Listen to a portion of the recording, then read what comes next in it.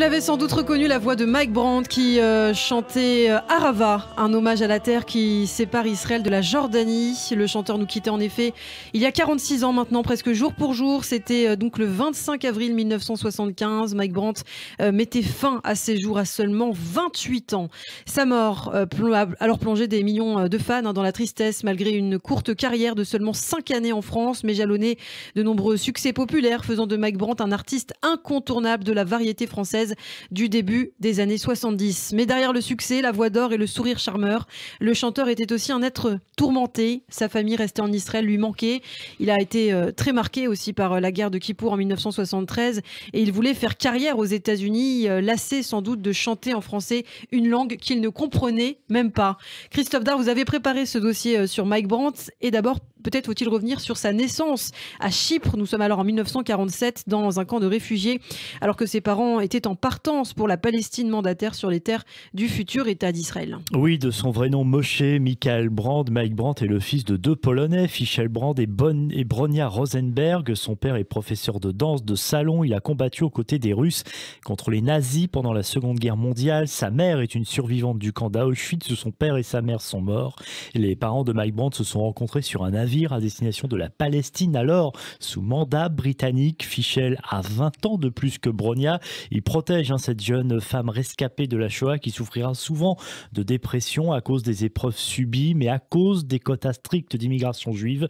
Le navire n'ira pas plus loin qu'un camp d'internement à Famagoust sur l'île de Chypre. Les conditions de vie sont difficiles et c'est donc là que naît Moshe Brandt.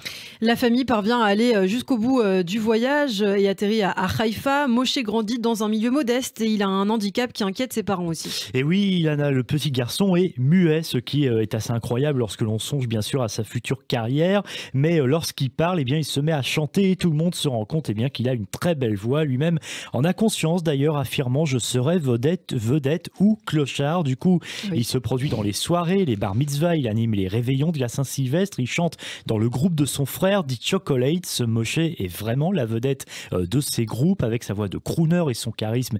Évidemment, il ne passe pas inaperçu, il décroche un contrat, il chante dans d'autres groupes reprenant les standards américains, notamment ceux d'Elvis Presley et de Frank Sinatra. Toute sa vie, il sera un amateur de jazz et de musique américaine. Et justement, Moshe se fait appeler Mike pour sonner plus américain en fait, et il voit son rêve de chanter aux États-Unis se réaliser alors qu'il a seulement 20 ans. Oui, il entre comme chanteur dans la célèbre troupe d'artistes du grand musical d'Israël, Lakat Carmon, qui part 2 ans en tournée, et donc notamment aux États-Unis. Puis il retourne en Israël, il travaille au club de l'hôtel Hilton de Tel Aviv et aussi au Hilton de Téhéran. C'était évidemment un autre temps pour l'Iran, alors dirigé par le Shah d'Iran. Il s'y produit tous les soirs. Et l'un de ces soirs, en mai 1969, Mike Brandt fait une rencontre déterminante. Oui, la chanteuse française Sylvie Vartan, la compagne de Johnny Hallyday, et son secrétaire, l'artiste Carlos, le fils de Françoise Dolto, sont sous le charme des interprétations de Mike Brandt et l'invite à venir en France, même s'il ne parle pas un mot de français. Et le voilà donc qui arrive à Paris à l'été 1969. Alors il connaît personne et il se retrouve très rapidement à court d'économie, même s'il apprécie ce séjour dans la capitale. Et pire, ni Carlos ni Sylvie Vartan ne décrochent leur téléphone. C'est donc un Mike Brandt seul à Paris, sans le sou, qui décide finalement de prendre un avion et de repartir en Israël à la fin de l'été 69 pour bien sûr imaginer sa déception. Il tente à l'aéroport d'Orly, raconte la légende, une dernière fois d'appeler avec la dernière pièce qui lui reste Carlos, qui décroche ce coup-ci son téléphone. On peut donc dire que la carrière de Mike Brandt en France s'est vraiment jouée sur un coup de fil.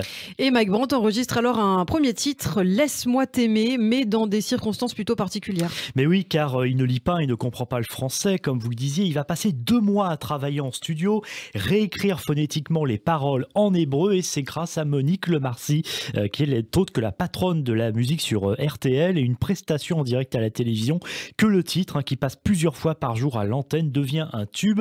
Le public découvre alors un bel homme à la voix d'or qui chante sur 3 octaves, mieux qu'un chanteur d'opéra. La carrière de Mike Brandt s'est donc lancée avec ce célèbre titre, mais quelques mois plus tard, le chanteur essuie un échec en première partie des concerts de Dalida à l'Olympia.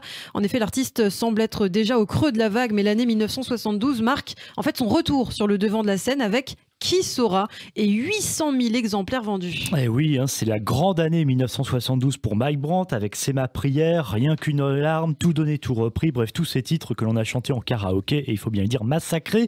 Il vend des milliers d'exemplaires, il enchaîne les dates de tournée, rythme épuisant auquel on peut ajouter aussi ses fans qui se jettent sur lui lors de ses tours de chant et à la télévision, qui le suivent partout jusqu'à dormir sur son palier.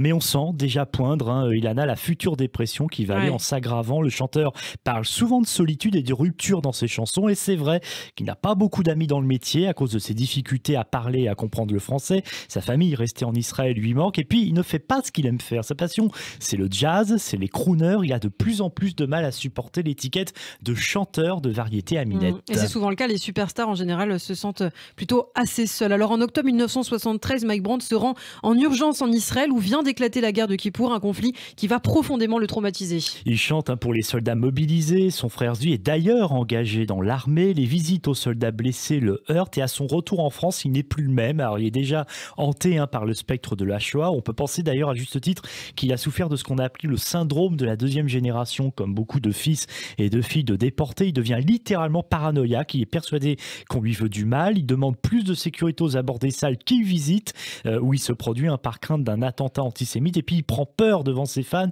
qui se jettent sur lui pensant qu'on veut l'assassiner. Et si on ajoute à cela bien sûr le rythme à nouveau éprouvant des tournées qui reprennent, il sombre peu à peu dans la dépression. D'autant que comme beaucoup de personnes fragiles, il fait une mauvaise fréquentation en la personne de Simon Weinstraub, un producteur à la réputation plutôt sulfureuse. Oui, qui a été notamment l'impresario du peintre Dali. Alors il est juif et il promet une carrière internationale à Mike Brandt, ce qui du coup a de quoi satisfaire l'artiste un peu naïf, car en fait Weinstraub arnaque le chanteur qui se rend compte un peu tard des mauvaises intentions de cet homme et d'un contrat qui ne lui était pas du tout favorable. Si on ajoute à cela une rupture douloureuse avec une hôtesse de l'air et des concerts qu'il annule, il perd même sa voix au cours d'un concert, et bien l'année 74 est vraiment noire pour Mike Brandt. Il tente de se suicider en se jetant du 5e étage d'un hôtel de Genève en novembre 74. Il s'en sort et promet qu'il ne recommencera pas. Et à peine sorti d'hôpital, Mike Brandt repart en studio et enregistre sa dernière chanson baptisée Dis-lui. Oui, l'histoire raconte qu'il avait retrouvé son ancien producteur Jean Renard le 24 avril, avec lequel il y a de nombreux projets. Et pourtant, dans la matinée du 25 avril, Mike Brandt tombe du 6e étage d'un immeuble du 16e arrondissement de Paris chez une amie. On dit qu'il écoutait en boucle Dis-lui justement qu'il venait d'enregistrer.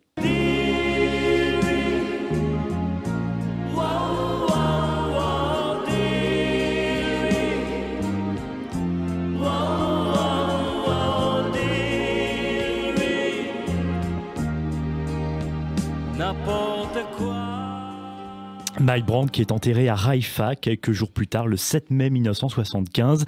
Un arbre coupé sur la pierre tombale blanche représente sa vie foudroyée en pleine jeunesse. Et la cause officielle de la mort de Mike Brandt est donc le suicide, mais d'autres thèses ont été avancées, notamment celle d'un assassinat. Oui, ça fait la une de la presse, presse à scandale, histoire d'espionnage en lien avec le Mossad, des fréquentations douteuses de Simon Weinstraub, des disputes récurrentes entre lui et Mike Brandt. Plus troublant, Weinstraub est retrouvé assassiné en 1978 de 2 balles dans le bois de Vincennes, et puis 6 ans plus tard, c'est Alain Krief, qui n'était autre que le secrétaire de Mike Brandt, qui se suicide sous le métro à Paris.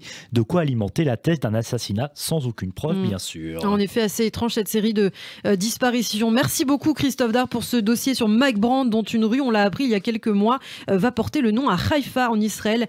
Haïfa, la ville où Mike Brandt a donc passé son enfance et sa jeunesse.